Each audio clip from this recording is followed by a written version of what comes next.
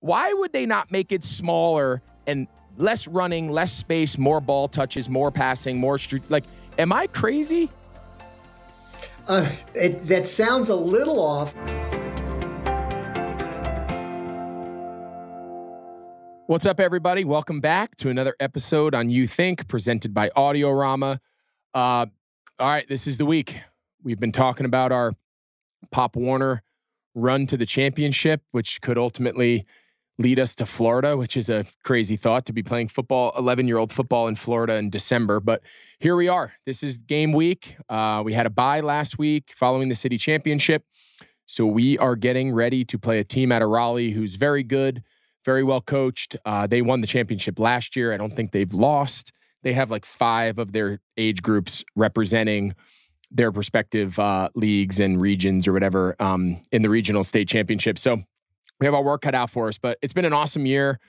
We're practicing. We'll be back at it 3 times this week. We'll practice Tuesday, Wednesday, Thursday, give the kids off Friday, and then Saturday morning, 9 o'clock, we hit it. So we're excited. We're anxious to see how it works out, but all we can do is have a great week of practice, have a good plan, get the kids confident, ready to rock, and we'll give it our best shot. But either way, it's been an unbelievable season. The growth and development of these kids has been incredible. So we're really fired up, and we're going to go give this thing a rip. My daughter is in the middle of her soccer playoffs, so that's been fun. I've told you guys before, her 2 coaches, they do a great job. They've had this group of girls now for a couple years, and to see the progress that they've made, they do a great job. Her love of soccer and interest in soccer is like growing by the day, so that's been pretty cool to watch. So our fall seasons here are kind of all coming to an end, and we're going to roll right into basketball in the winter, so no rest for the weary. But along those lines of my daughter playing soccer, today's guest is Skip Gilbert, former soccer player in his own right, but he's currently the CEO of U.S. Youth Soccer. It's actually the largest sports organization in the entire country. Talk to him about, the growth of the game here, comparing it to maybe some of the other more prominent countries with the World Cup coming up. And obviously soccer is going to be on the international kind of stage. So it was really cool to get his perspective on how soccer has continued to grow, the grassroots levels with the kids, the professional leagues that are popping up, both male and female. So that's been, it was a really fun conversation. I think it was really informative. I think he really speaks to a lot of our listeners who are trying to navigate, youth sports at the youngest levels. So what better person than Skip and his team at U.S. Youth Soccer. So I hope you guys enjoy this conversation with the CEO of U.S. Youth Soccer, Skip Gilbert. Skip, thank you so much for joining us today on You Think. Oh, thank you, Greg. Appreciate it. Always love to talk about soccer. I bet. Well, I got a lot of questions for you. I told you before we started. I have a daughter. She's 10. So we are just revving up her soccer. She's played for a few years, but I don't have any soccer background. I didn't play it. None of my family members played it. So I'm learning it now through my daughter. I have to say, I really enjoy it, but we're going to get into that here in a little bit. I first just want to start with you and a little bit of your journey on how you got to be with U.S. Youth Soccer and some of your experiences as a professional and playing soccer and just kind of your career and life in soccer that has led you now to running, as we said, the largest youth organization in the entire country. Sure. No, my background started on the field, played soccer right up through high school, college, the old NASL, a little bit of time with the national team. And then finally, that was back when soccer really wasn't anywhere near as big as it is today. And so when the NASL folded, it was, let's get a real job. So I went into sports publishing, worked for the Sporting News, Tennis Magazine, and then got onto the property side and fell into the Olympic movement. So, and I've been fortunate to have time with USA Swimming, USA Triathlon, US Soccer, actually outside the Olympic movement in a world that parallels the Arena Football League, and then eventually found my home here at US Youth. Well, you're back, I'm sure, what's been your true passion your whole life, which is obviously soccer. And you've had a chance with the US team, as you mentioned, to travel all over the world. What was your favorite place that you got to experience soccer? Like, what country do you think, we're going to dive into a lot of how the US does it and the growth and the progress we've made, but like in all your travels, what country does it right? Like, who does it the best?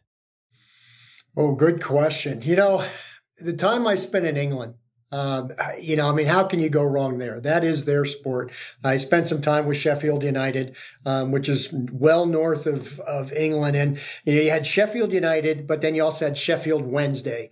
And the city was truly divided by which team they were going to root against. And it was interesting is every Monday morning, you could tell whether the team won or lost by the mood of the city. It was uncanny. And God forbid you were on one side versus the other. And again, as I tried to describe it to sort of the Americans well before now soccer is where it is today, I'll use the football analogy. It's kind of like growing up in New York. Are you a Jets or a Giants fan? Are you, and so how do you make that difference? But, it really becomes. And what England does so well is soccer is part of their culture. It's part of their lifestyle. And, watching that unfold from the time kids start playing till the time they're in the Premier League, they just do it right. Yeah, talk a little bit more about the culture of not only soccer, but the culture of like soccer fandom. I had an opportunity to play over in Tottenham. We went over and played the London game back in 2019. We played in the Tottenham Hotspur Stadium. And obviously we weren't playing soccer, but the environment, the fans in the stadium, like when we were playing, it reminded me of watching a soccer game. And for anyone who's watched a football game and watched a soccer game, it's a very different fan experience as far as the constant cheering, the noise, what is it about the culture of soccer, not necessarily just in America, but just across the world, and what makes it so unique? With everybody talks about the beauty of the game, and there's that great Nelson Mandela quote that talks about how sport connects people. It's a language kids can understand. And from the very get-go, all you need are a pair of shoes and a ball. You don't even need fields to be able to go out and play. And so when kids around the world start playing, it just becomes part of, you say how they express themselves on the field of play, that there are some players that are just, the bulldogs that'll just run right through you. But then there are also those that have the flair, the drama that, can work the ball and the magic with their feet and be able to take it up and down the field of play. And then there are those that are sort of the orchestratic leaders that just can see everything in front of them and can direct where their teammates need to be. So regardless of if you've played for a year or 20 years, you kind of get that sense of what the game is all about, and it becomes part of you so that you can't escape it. Whether you're out on the field of play, watching from the fans, or yelling at your TV set, how each of those players should be able to move, carry the ball, and run off the ball. So it does become part of your, it becomes part of your persona. Yeah, and I think you mentioned earlier culture. It seems like there is such a unique and distinct culture to the game, and I want to dive a little into that right now. Right now, the way we're experiencing soccer in America is very different than even just 10 years ago, let alone, 20, 30 years ago. We see the rise of the NWSL and the women's game. Of course, our women's national team every year on the international level, with the Olympics and FIFA is just at a high level. Our men's team now, we're all excited, obviously, for the World Cup to watch them here in a couple weeks. Talk a little bit, was there a tipping point where the leaders of the United States, yourself at the youth level and then beyond, was there a tipping point at some time recently where you guys got together and said, hey, we need to address the culture of soccer in America. We need to make it sexier. We need to make it cool. We need to make it more, ingrained in the fabric of our culture. Was there a conscious effort, or you just think it's been just with time and with excitement like anything else, it's just kind of played a natural course to where we are today? I'm sure those who are in leadership positions would like to be able to put their hands up and say, oh yeah, that was a conscious decision. But the reality, it has to be an organic growth. And realistically, again, back when I played in the NASL, we played in football stadiums. And when I played with the Rowdies, we played in what they called it, the Sombrero, 80,000 people. And so even if you had a good crowd, it was like you were playing in a scrimmage.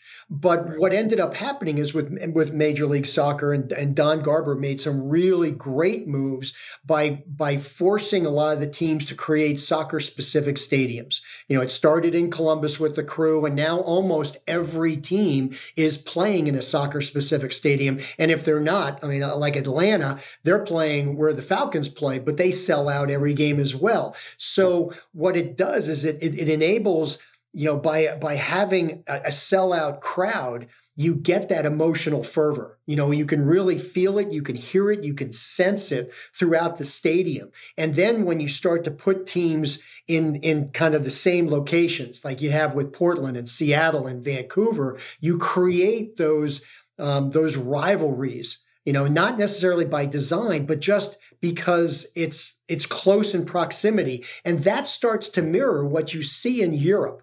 We get conversations all the time. Well, you should create player development pipelines like we have in Holland or England or Germany. Well, that's great, but those countries are the size of Delaware. And so, for us to be able to do it, we have to almost Americanize it. But the leagues have done very well to be able to create that sense of passion by geography, by having teams close together and number of fans that can get in. So I think organically it's really taken hold.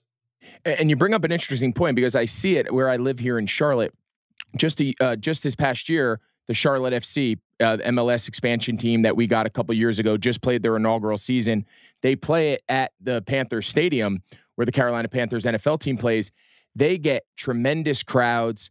It is a buzz. They had a really good year considering they were an expansion team. They just missed the playoffs by a game or so at the end of the year. But you could feel the energy of soccer change. When you mentioned it has to come organically through the youth soccer scene here in Charlotte, again, in my just novice experience and limited exposure to it, is growing because there is a soccer excitement in the air through the professional team. Is that something that you guys at the youth level, obviously you recognize? Is that a conscious effort to say, hey, where we have some of these big MLS or NWSL franchises, we can kind of ride their coattails a little bit on the youth scene and play off some of that excitement and some of that emotion? Is that a fair statement?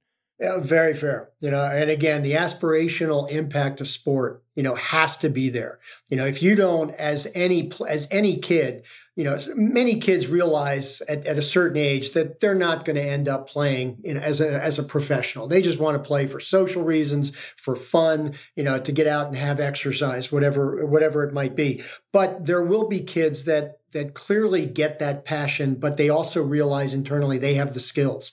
But they want to know what's the inspirational and aspirational elements to be able to fulfill those dreams. And so having in the United States, you have NWSL, which is doing, incredibly well at this point. MLS certainly, and even USL with its both on the men and women's side. Now you have franchises in all different size communities. So, we spent a lot of time in Colorado Springs when I was with some of the other NGBs, and the switchback now in Colorado for the USL has a great following of 7,000 or 8,000 a game. But again, it's such a tight stadium that you just get that feel, whether it's there or whether it's in Charlotte, it's the same.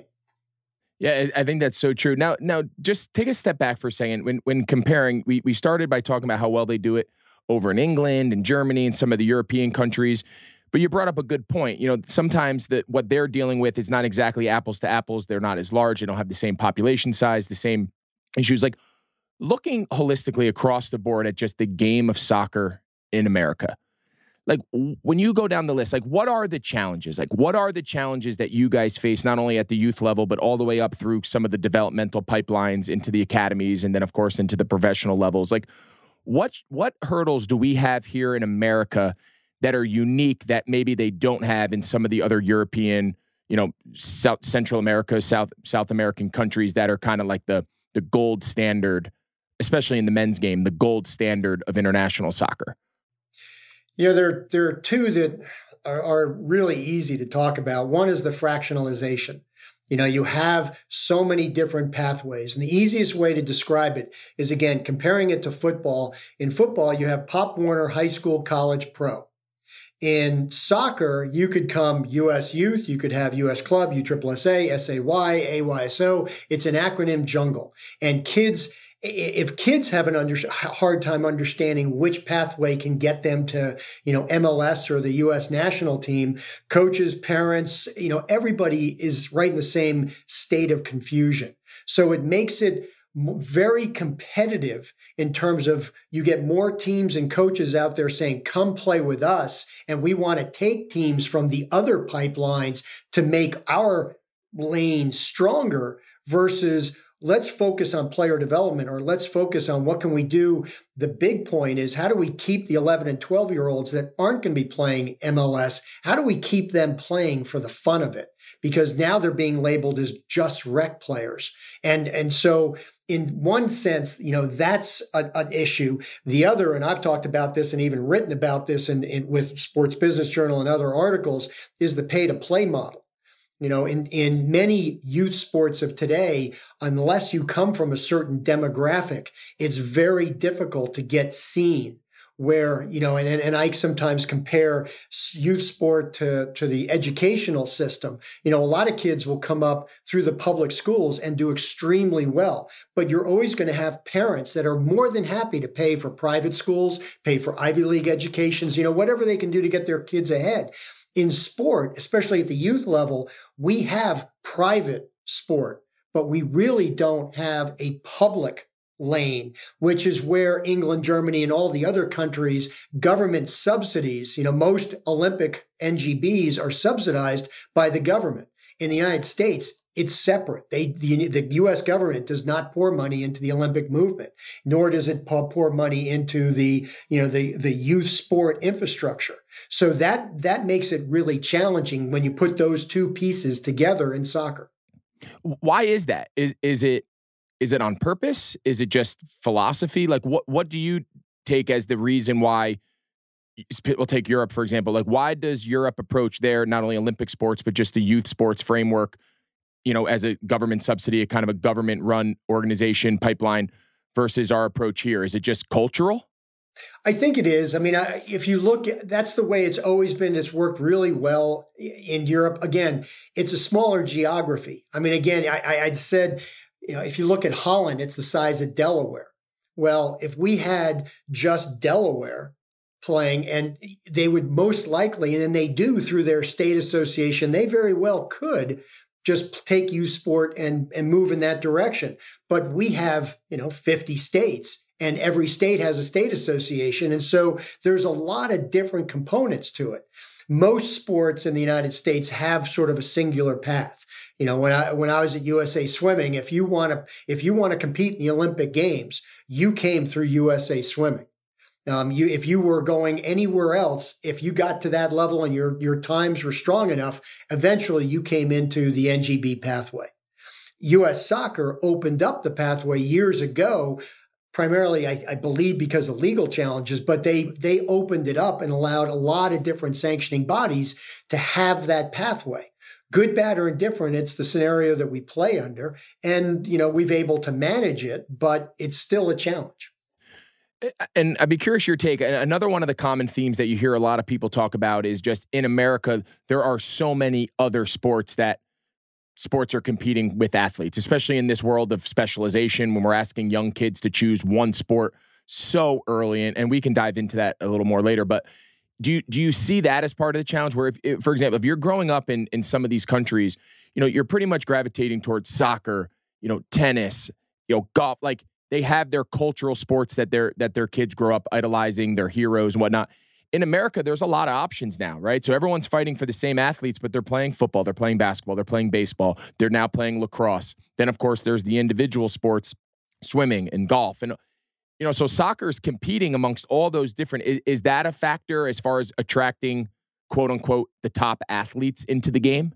Absolutely. It certainly is. And as much as we're a strong proponent of multi-sport play, again, we want kids up until a certain age playing as many different sports as you can, just because of the musculoskeletal benefits that come with that, not just, again, from that and the mental side, but the difference And you alluded to it, in Europe and many other countries, soccer is the number one sport. So a lot of the kids come up playing tennis or running track or playing cricket or whatever the sports are, but the best world-class athletes will gravitate to soccer.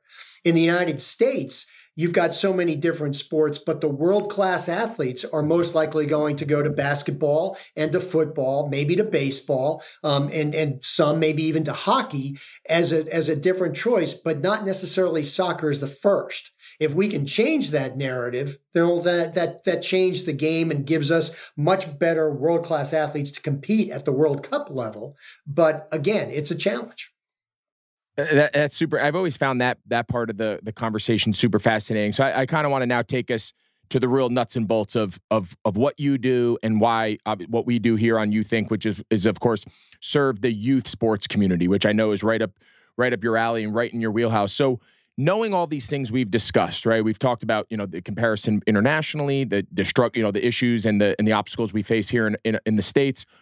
What are we doing at the youth level to address it? Like, how are you guys combating knowing these things? Like, where do you see the trends going? Do you see participation levels increasing? Do you see your ability to attract, the quote unquote high level athletes at an earlier age? Like, what are you seeing now in real time in regards to a lot of these challenges that soccer is facing in America, but that on the positive side?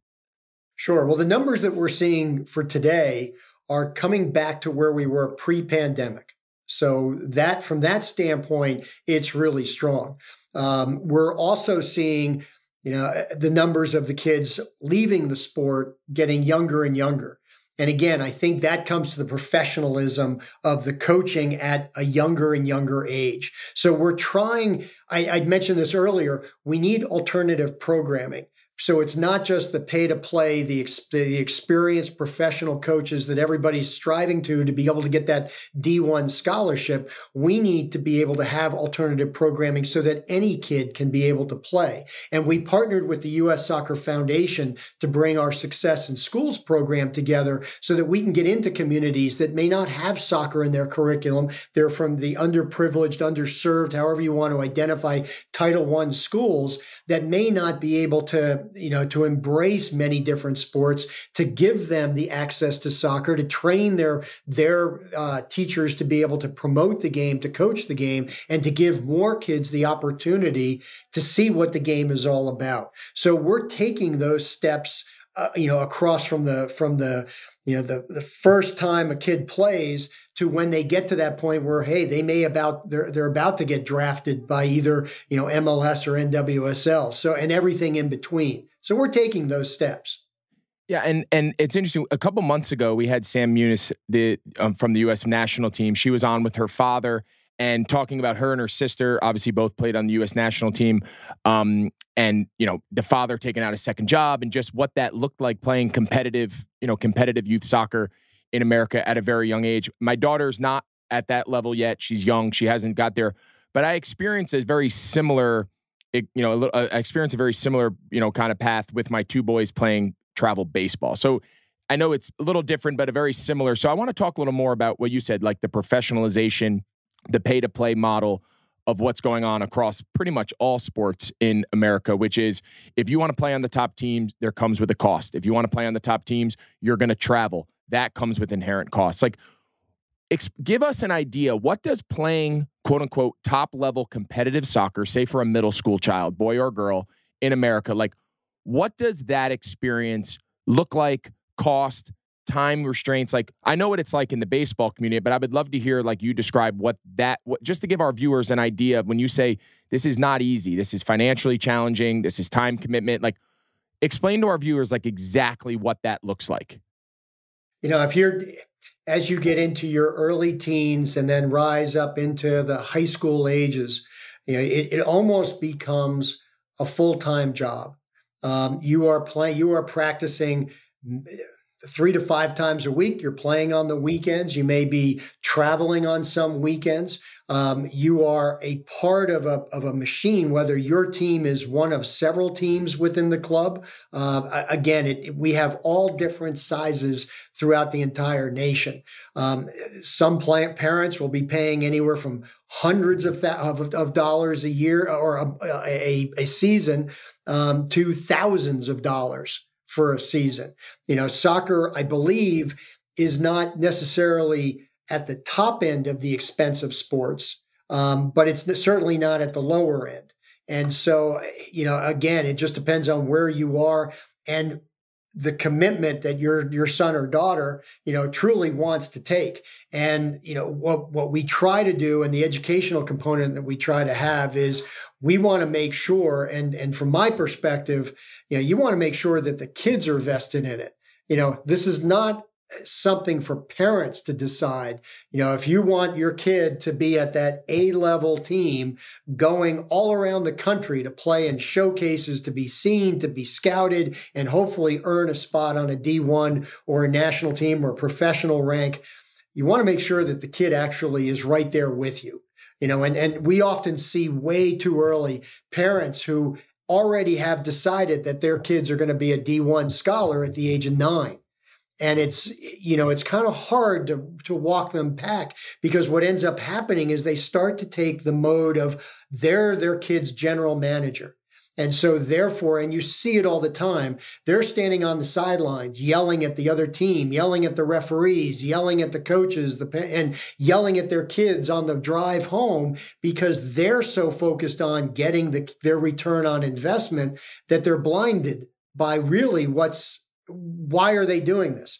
The kid has to be having fun. And if he or she is not having fun and truly wants to be there, maybe the brake should be pumped.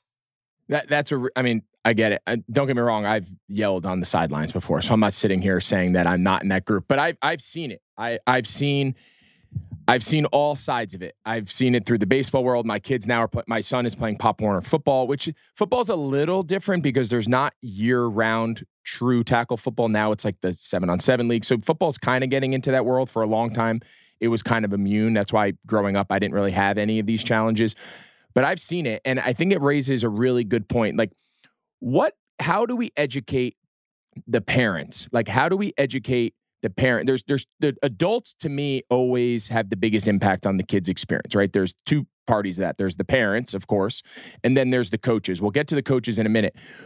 Do you guys have any, you mentioned materials and different education processes that you have for coaches and parents. Like, what do you guys do at US Youth Soccer to try to help educate these parents and just give them a better idea of not only what does this journey look like and where do they fit into the picture, but also like better ways to manage their kids, better ways to manage expectations, and keep things age appropriate and kid led, over the course of these sequence of events? Oh, absolutely. A year ago, we launched USYS University. And as much as we have the X's and O's to help people how they succeed on the field through it, a lot of it and a majority of the curriculum is designed for off-field behavior modification and really the educational for becoming better parents. The issue that we're seeing, and this is where we're actually right now going through these changes, is that when parents register their kids to play, most of the parents will register through their team or their club or their league. And so by the time we get that registration, we don't have that direct line back to the parents. And so we're trying to change that so that anytime a parent registers, let's say you're going to register your daughter for spring soccer, you would get a welcome kit from us that talks about, hey, if you want to really learn the ins and outs of what it's like to be a soccer parent, go here. And then we have all of this information so that you can really almost self-test to see, am I doing this for the right reasons? And really, what are the pathways available for me as a parent and as a family if we want to go down this journey together? And so we're taking those changes from a registration component, but also from an educational component so that parents become more aware of what's out there and really the realities, because, we all know it. Most clubs are absolutely doing the right thing. And I'm sure you've seen it in baseball that clubs will sell themselves on getting your child a D1 scholarship, and you have to do this, this, this, and this, but they may be telling you a certain component of that pathway, but not necessarily the full picture. I'll tell you, if you guys can crack that code, and it sounds like you're on the right course, specifically in soccer. But I think what you just described as a template across the entire landscape of youth sports, if you guys can pull that education, the parental education component to like navigating this journey, you guys are onto something big. Because I even think about myself as someone who's been around sports his whole life. I've had to learn the baseball route because I didn't live it. I didn't know anything about it. I just happened to be a parent and then, / coach of two boys who played. Now, as my daughter's gotten older, and she'd always played rec soccer, and it was just fun and with her girlfriends from school, and she didn't take it that serious, so we didn't take it that serious. She's starting now to get the itch that she wants to take it more serious. For someone like me, what you're describing is like that welcome packet would be super helpful. Like, not to tell me not to scream and yell at her and her coach. Like that part, hopefully everyone knows. But like, I don't know what the next path is. I don't know what the next step is. When she's 12, what's in her best interest? Like, I don't know the soccer world that well. So like what you're describing, just coming from a dad, would be super, super helpful, especially for those of us who haven't lived in that particular world our entire lives. So if you guys can figure that out, kudos to you, because I think educating the adults, the parents, is, to me, that's the name of the game. If you can pull that off, the whole experience gets better. Yeah, no, absolutely. And how we're trying to position it is, we want to be seen as the community resource for all things youth soccer. And again, part of the charge is not necessarily trying to stay to our lane. I mean, if there are kids that are playing AYSO or AYSO Select that want to get information like that, or their parents, absolutely, we want to be able to provide that without the sales pitch to, hey, come over to our lane. We want to be able to do it because I firmly believe that rising tide benefits all boats. And the more we develop, the more we educate, absolutely, we're going to have a much better end result, which is more kids playing the game, more kids staying in the game, so that by the time they get to be my age, they're still connected to it. And that's really our vision. Our vision is to bring communities together through the power of soccer, making lifelong fans of the game. And sure, some will be national champions, but more really are going to end up just watching the game, buying tickets, being coaches, being refs, just staying connected. And that's what we want. Absolutely. And we mentioned the two kind of adult sections of the youth sports experience, the parents. I want to talk for a little bit about the challenges of finding good youth coaches, because I think I've said this on this show a lot. If you find a great, I don't care what the sport is, for your son or daughter, whatever the sport is, if you find a great coach, you better cherish that and don't mess it up. Because in my experience, they are so few and far between. Someone who not only understands the game, right? Like, to me, that's the easy part. Finding someone to teach a 10-year-old girl soccer, finding someone to teach a 10-year-old boy to field a ground ball, like, there's a million of those. But for them to really learn the life skills, the lessons, hard work, adversity, teamwork, perseverance, like all these incredible life skills that they'll carry well beyond their playing days, that I think is why youth sports is just so amazing. Like, to have someone who can do both, teach you the skills at an early age as a foundation, but also teach you the lessons that you're going to need to carry with you forward. Like, to me, that's the magic formula. There's not a lot of those people out there. So like, what challenges are you seeing specifically in the soccer community, and what are you guys doing to address it, to say, hey, we need to attract great coaches, whether they're parents or whether they're just coaches? Like, how are you guys, attacking that? No, that's a great question. And it is imperative that we get that right, because again, as you say, there are some great coaches out there. But if you ask any athlete that has played a sport for long enough, I mean, I'm sure you could do the same thing. And to ask the question, who is your best coach? Most likely the answer is going to be the coach who impacted the player's life completely, not just gave them the tools to be able to succeed on the field of play. And so again, going back to our USYS University, most of the coaching licenses that you get from U.S. Soccer, or you might get from USA Baseball for that sport, or any of the NGBs. It's all about X's and O's. And many of the sports now are seeing that coaches have to be more than just an administrator of on-field behavior. They have to be able to understand the full picture of what constitutes, success for a player on and off the field of play. And so we've incorporated, again, through our university, there's a great U.S. Anti-Doping has a great program called True Sport. And we've partnered with them to be able to bring some of those character developmental curriculum into our programming. So it's not just for the players and their families, but it's also for coaches, because especially coming out of the pandemic, we were very focused on coaches. Understand, are your players struggling? Do they have, the mental health issues that you need to be able to observe, to see, to react, and to be able to get in front of? And if we're able to do that, then again, we're going to be able to elevate the stature of coaching around the country. Yeah, I think, again, I'm super impressed. The fact that not only are you guys aware of it, I think all leagues and organizations and foundations are aware of the challenges. I just don't think there's a lot of leagues and organizations that are taking like practical steps to address it. So to hear that you guys have this like very concrete multi-step plan to attack these things, I commend you guys, because I've seen a lot of different sports through as a parent, as a coach on this show. And I have to say, like, not everyone has a great plan for it. So I commend you for that.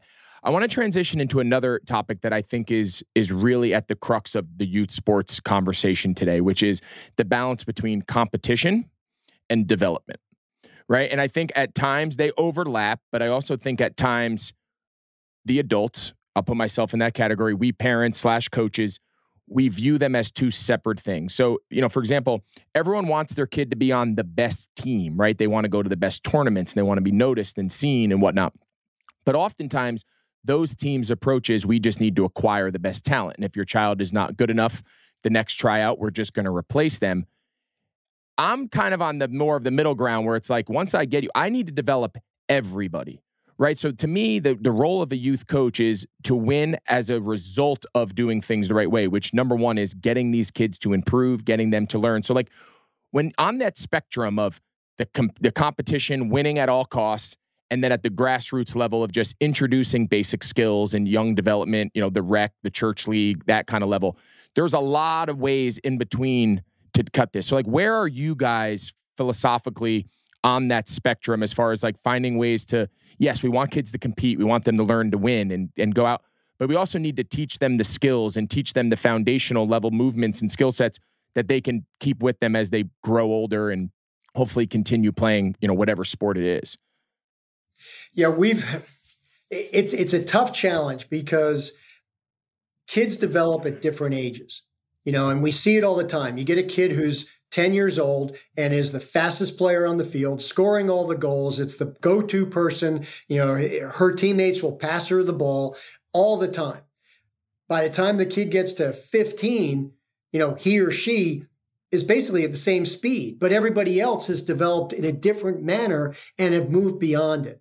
So you have to be able to almost temper the actual pathway to be able to best suit the player.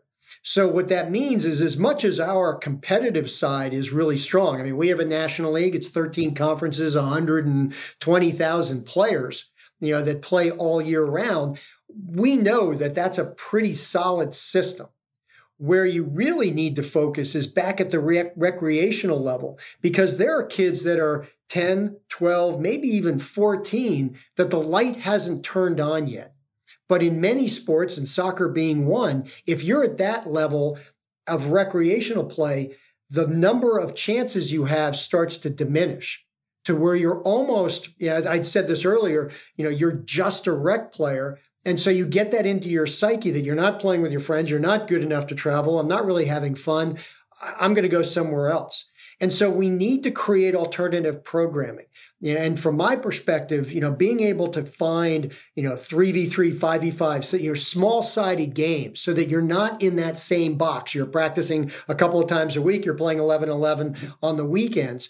But if you're still out there playing and developing, maybe when you get to 15 or 16, and we're starting to see it, kids that just are playing for fun, the light goes on and suddenly now they're starring at their high school level. And so we need to be able to complement the more elite level of programming with really strong recreational programming so that they come together and there is that easy path so that if you develop later in life, you still feel like you can belong. I think that's so true. I've always felt that, and we all probably contribute to it. I throw myself in this bucket. There's probably like a stigma on the quote unquote rec player, right? We've created this culture. We've created this framework where there's so many, quote unquote, elite travel alternatives in all sports. This isn't unique to soccer. I see it in baseball. I see it in every sport. But then all of a sudden the kids who just play, they just play rec. Like I find myself saying that and I have to check myself being like, no, like my daughter plays rec now. It's appropriate for her.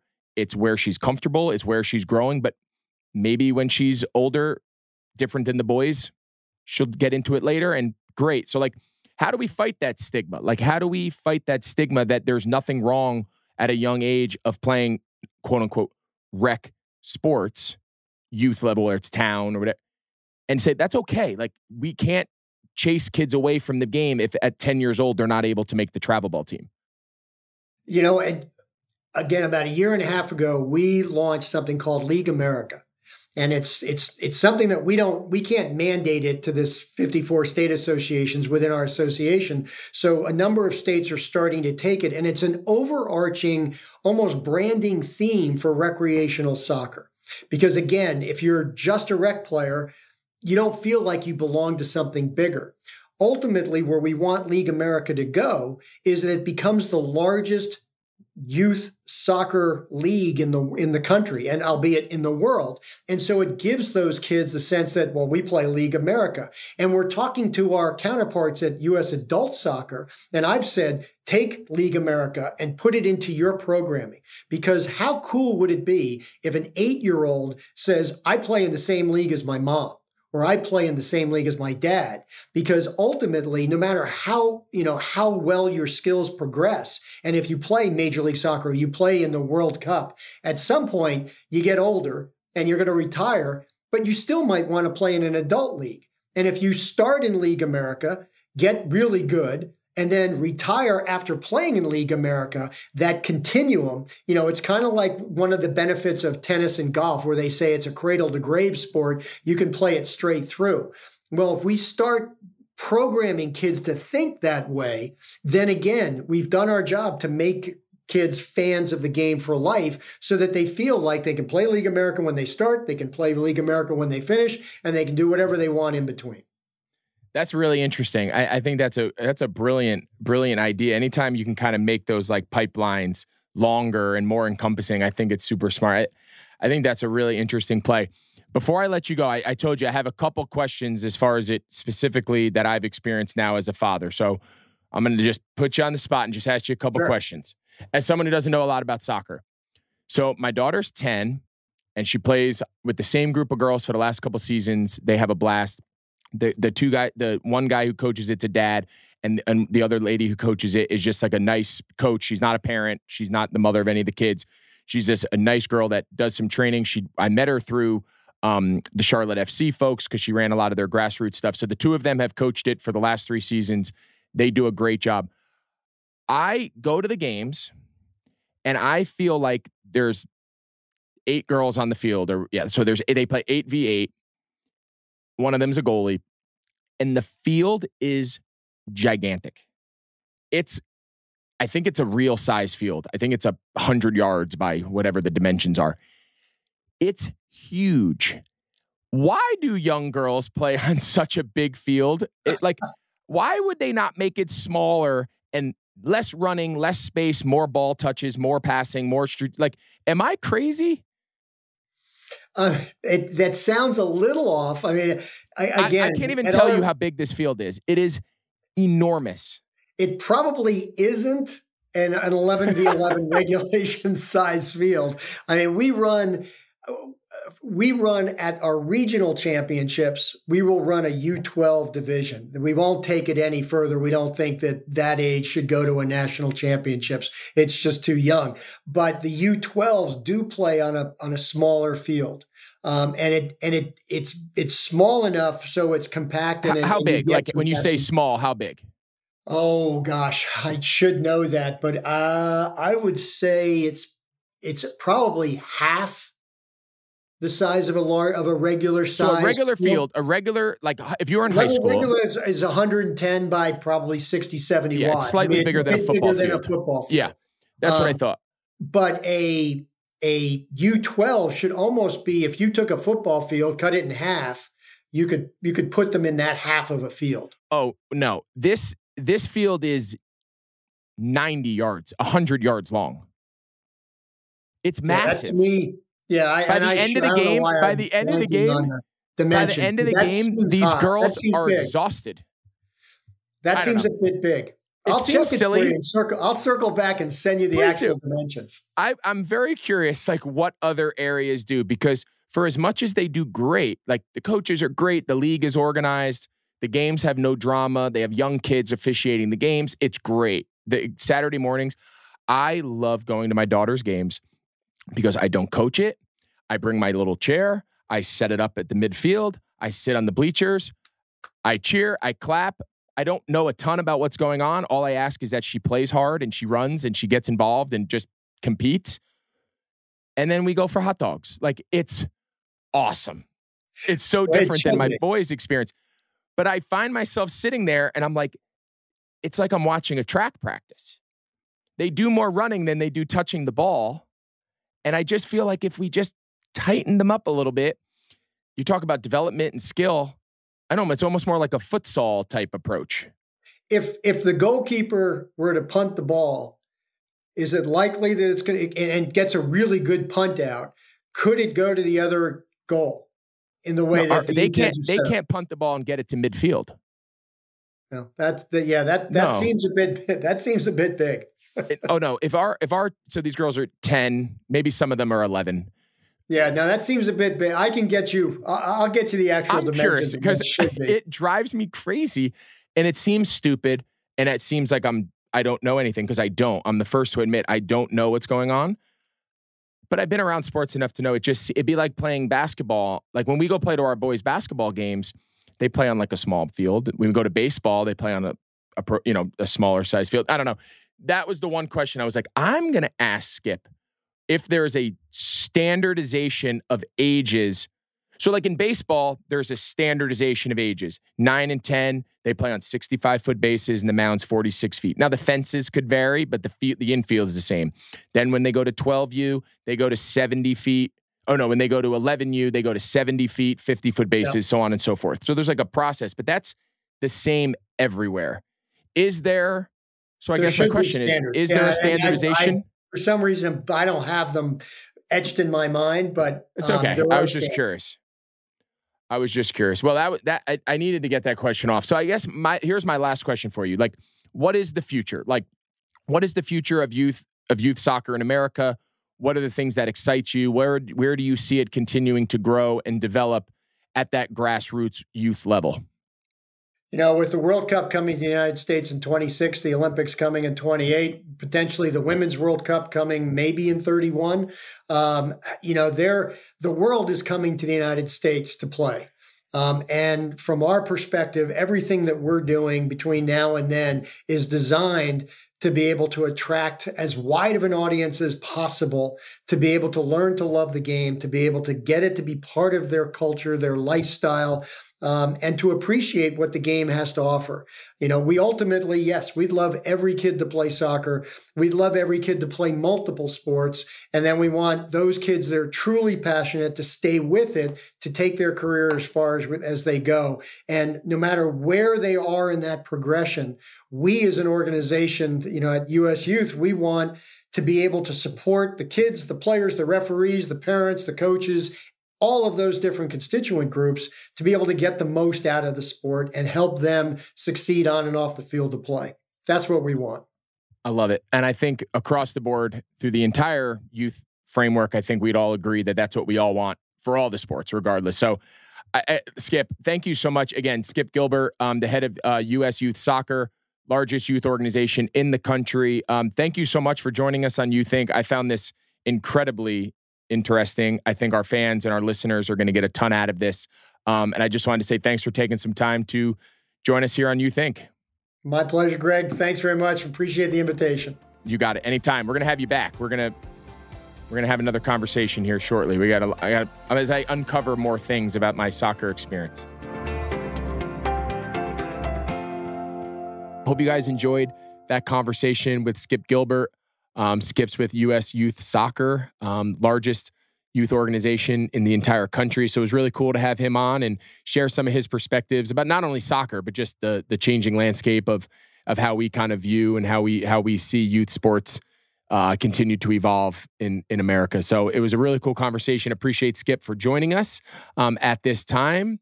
Without further ado, going to bring in Tasha. Tasha, my producer, comes to us with all sorts of cool questions off the internet, Instagram, social.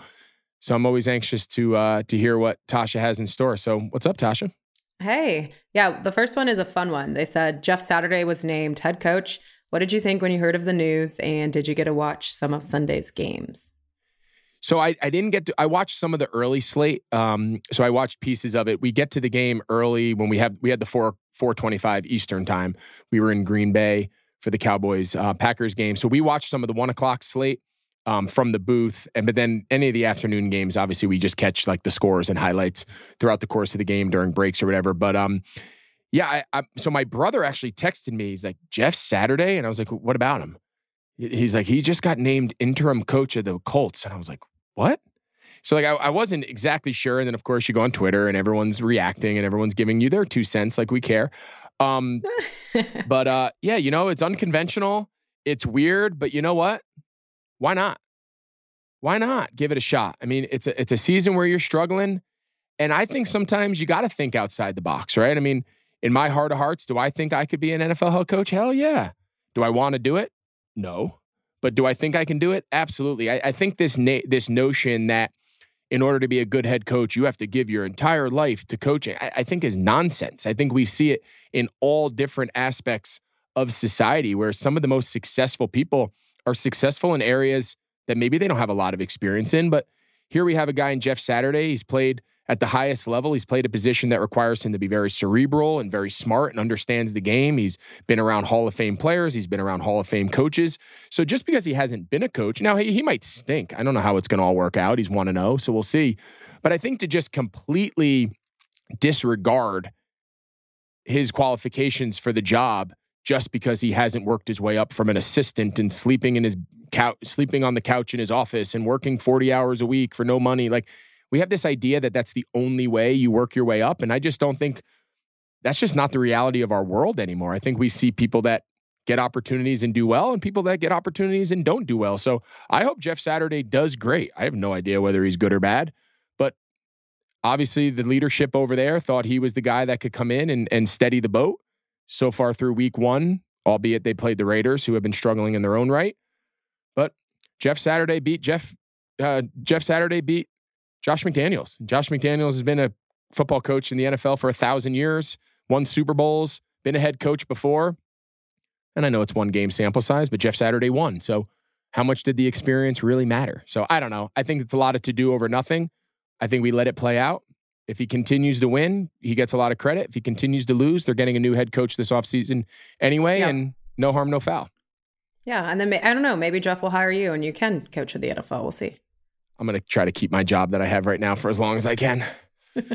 Our next one is Joanne from Twitter. She says, if your kids didn't play sports, do you think you would still be a coach?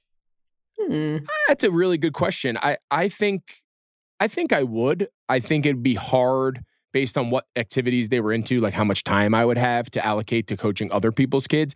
I love the idea of working with kids and coaching and building teams and building culture. It obviously makes it a lot easier to spend all of that time when you're also bringing your own kids with you. So I think while they were young, that might have been hard, but maybe when they got older and they were kind of off in school ball and didn't require a lot of my instruction, they had their coaching or whatever the case may be, Could I have seen myself getting into coaching other people's kids without mine? Yeah, I think so. I really enjoy the whole idea of building team, building culture, improvement, development, working with the kids, earning the trust of the families. I just really enjoy that whole process. So I think it's a good question, and I don't think it'd be completely out of the realm of possibility if that was the situation. And then our final audience question says, is there a coach or player that you admire yourself, but you haven't had the chance to meet yet? I've been fortunate that, a lot of the top tier coaches that I've always held in high regard, especially in the world of football, I've gotten to meet. I think there's so many other really good coaches in other sports that do a great job. I think like a guy like Phil Jackson, right? You think of a guy like Phil Jackson who accomplished so much at multiple spots. It showed that he didn't just need to be in Chicago's organization to have success. He went and he recreated it out with the Lakers. And obviously there's a method to his approach, and he's a little unconventional, and he kind of does things his own way. And it worked. And the guy's won a bazillion NBA championships. So he's a guy off the top of my head, albeit not a football guy, but just a guy that I've always just respected, that he's been true to what he does. He's had incredible success, which at the end of the day is all that matters. But he's had success doing it in a little bit of a different style than maybe the norm, and a little more non-conventional. And for that, I respect him for that. All right. Well, that's all the audience questions we had today. You guys can keep submitting them on Youth Inc. or at Greg Olsen on TikTok, Instagram, or Twitter. Tasha, thank you so much. We got a big episode for them next week, Tasha. That's right. We got Tasha's dad, Dino Babers, Stay head tuned. football coach at Syracuse. So don't miss that one. That was fun. Tasha joined the conversation. He told some fun stories about her childhood. So that was cool. So tune in for that next week. But until then, thank you guys so much for listening to You Think, for following along. Continue to rate, review, subscribe, wherever you guys get your podcasts. And we'll see you guys next week. Thanks.